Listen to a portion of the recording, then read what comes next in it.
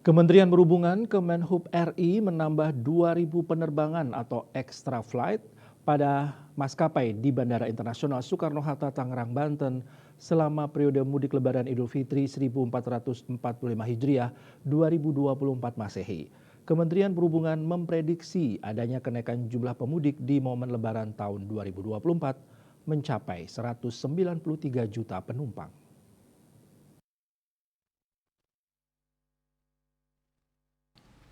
Menteri Perhubungan Budi Karya Sumadi mengatakan dengan rutinitas dan produktivitas rotasi penerbangan tersebut akan dikoordinasikan dengan pihak Angkasa dan Airnav untuk menyediakan ruang waktu di bandara yang lebih dari jumlah yang sebelumnya. Kementerian Perhubungan memprediksi adanya kenaikan jumlah pemudik di momen Lebaran tahun 2024 mencapai 193 juta penumpang. Bahkan kata dia kenaikannya bisa mencapai 50% apabila dibandingkan dengan tahun sebelumnya.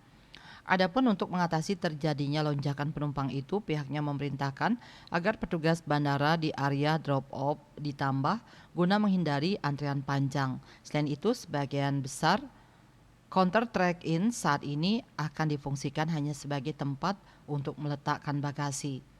Ia juga mengatakan jika secara keseluruhan semua prosedur penerbangan berjalan aman terkendali dan fasilitas bandara berfungsi optimal. Ditambahkannya dilihat dari fakta di lapangan dari pemesanan tiket yang terjadi dan berdasarkan survei bahwa pemesanan tiket ini terjadi pada H-3 Lebaran Idul Fitri 2024. Oleh karena itu pihaknya menyarankan kepada Angkasa Pura II selaku pengelola utama Bandara Internasional Soekarno-Hatta untuk melakukan penambahan jadwal penerbangan sebagai memberikan pelayanan yang optimal bagi para pemudik tahun ini. Bali Pos melaporkan.